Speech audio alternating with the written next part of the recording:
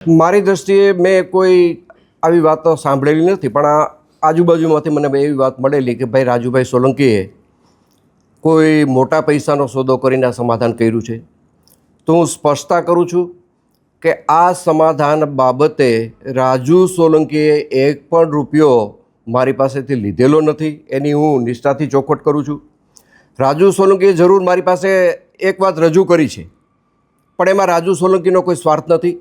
રાજુ સોલંકીએ મારી પાસે એ વાતનો પ્રસ્તાવ મૂક્યો હતો કે હું અમારા સમાજની ગરીબ દીકરીના સમૂહ લગ્ન કરવા જઈ રહ્યો છું.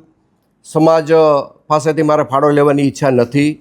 તમે મને આ સમૂહ લગ્નમાં ભોજન સમારંભના ખર્ચમાં તમારે મને મદદ કરવાની છે અને આ ભોજન સમારંભ તમારે મને કરાવી દેવાનો છે. અને એમાં મેં રાજુને હા પાડેલી છે. બાકી રાજુએ કોઈ રોકડા પૈસાની વાત, કોઈ સમાધાન પેટે સોદાની વાત રાજુ સોલંકીએ મને ક્યારેય કરેલી નથી. રાજુ સોલંકીએ એક પણ પૈસાનો મારે વહીવટ થયેલો નથી.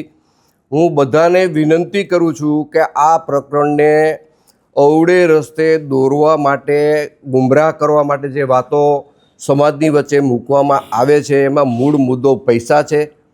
પૈસાની આ સમાધાનની અંદર કોઈ વાત નથી આવી. પૈસાનો કોઈ સોદો નથી. જે મારી અને રાજુ સોલંકીના પરિવાર વચ્ચેની જે ગેરસમજ હતી એ ગેરસમજ અમે સામે બેસીને દૂર કરી છે.